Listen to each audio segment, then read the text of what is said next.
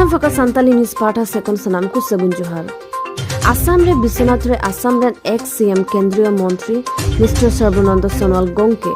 Assam ria Biswanath Charali Gorehagire Mena Komla Kanto Khetra Samangre Kendriya Mantri Assam ren ex-CM Mantri Sarbananda Sonuwal Gongke Kendriya Mantri Hui Tayom Puilu Bar Biswanath re Seter Lena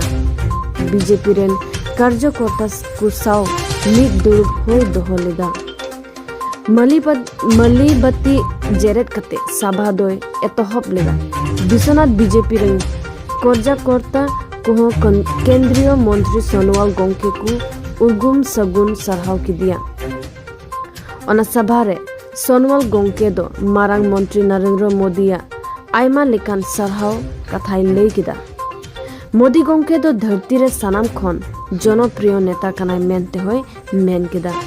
Ona Sabhare Biswanath ren MLA Man Pramod Borthakur Bihali Bidhan Sabha Samasti ren MLA Man Ranjit Datta Gopur Bidhan Sabha Samasti ren MLA Utpol Bora Saute Biswanath BJP Sabha Poti Pankaj Bora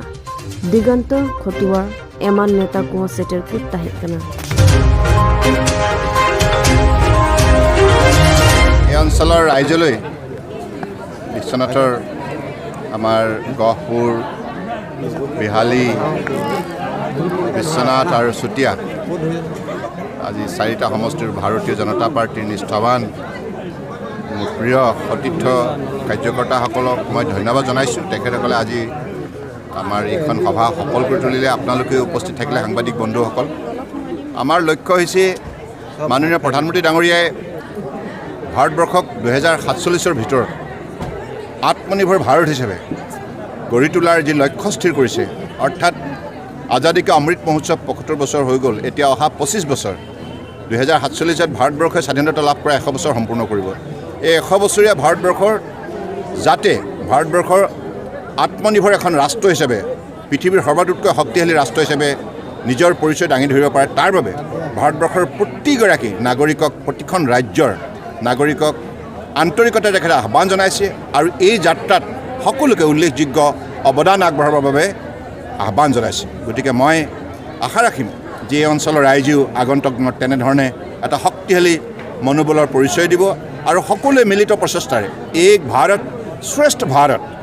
এই বাণীৰে উদ্বুদ্ধ হৈ একেলগে সকলো জাতি জনগোষ্ঠী সকলোৱে মিলি একেলগে তেখেতসকলৰ শক্তি প্ৰদৰ্শন কৰিব আৰু নিজৰ যিখিনি যোগ্যতা আছে ভোকেল ফৰ লোকেল ইয়াৰ বাবে যেন সকলোৱে আমাৰ যিখিনি থলুৱা কৃষ্টি সংস্কৃতি ভাষা সাহিত্য আছে আমাৰ যিখিনি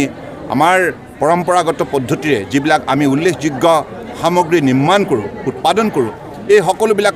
যাতে আমি প্ৰদৰ্শন কৰি বিশ্বৰ বুকুত আমাৰ অন্যতম শক্তিশালী অঞ্চল হিচাপে যাতে আমি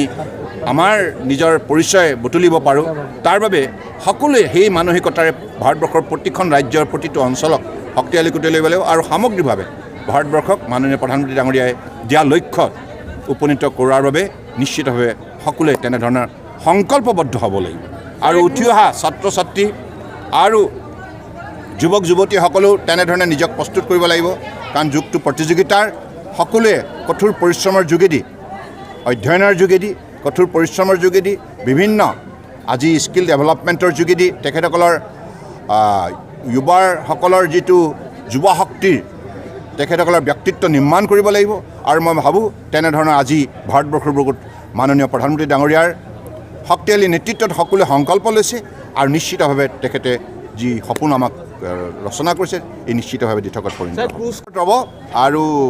ধুবুৰীৰ পৰা আৰম্ভ কৰি কাজিৰঙাৰ পৰা আৰম্ভ কৰি পাণ্ডু ডিব্ৰুগড়লৈকে আহিব মাজুলীটো ৰ'ব গতিকে এই যাত্ৰাত নিশ্চিতভাৱে আৰু অসম চৰকাৰেও এই ক্ষেত্ৰত আন্তৰিকতাৰ উদ্যোগ লৈছে যিহেতুকে ক্ৰুজখন কাশী বিশ্বনাথ ধাম বানাৰসৰ পৰা আৰম্ভ হৈছে ৩২০০ কিলোমিটাৰ এই দীঘলীয়া যাত্ৰাত প্ৰথমতে উত্তৰ প্ৰদেশ বিহাৰ ঝাৰখণ্ড আৰু ৱেষ্ট বেংগল তাৰপিছত বাংলাদেশ প্ৰট'কল ৰোডৰ মাজেদি আহি অসমত পদাৰ্পণ কৰিব তাৰপিছত তেখেতসকলে ডিব্ৰুগড়লৈকে আহিব গতিকে এই ৫১ দিনীয়া যাত্ৰাত মই ভাবোঁ আমাৰ বহুত কথাত আমাৰ দুৱাৰ মুকলি হ'ব আৰু বিশ্বৰ ইউৰোপ আৰু আমেৰিকাৰ ৰাষ্ট্ৰসমূহৰ নাগৰিকসকলে এতিয়া ভাৰতবৰ্ষৰ মাননীয় প্ৰধানমন্ত্ৰী ডাঙৰীয়াৰ নেতৃত্বত যি আমূল পৰিৱৰ্তন হ'ল ইয়াক চাবৰ বাবে এতিয়া যিটো উৎকণ্ঠা বৃদ্ধি হৈছে এইটো আমাৰ কাৰণে শুভ লক্ষণ ইয়াৰ যোগেদি আমাৰ ব্যৱসায় বাণিজ্যৰ পৰা আৰম্ভ কৰি বহু ক্ষেত্ৰত বহু দিশৰ আমি সন্ধান বুটলিবলৈ সক্ষম Assam Focus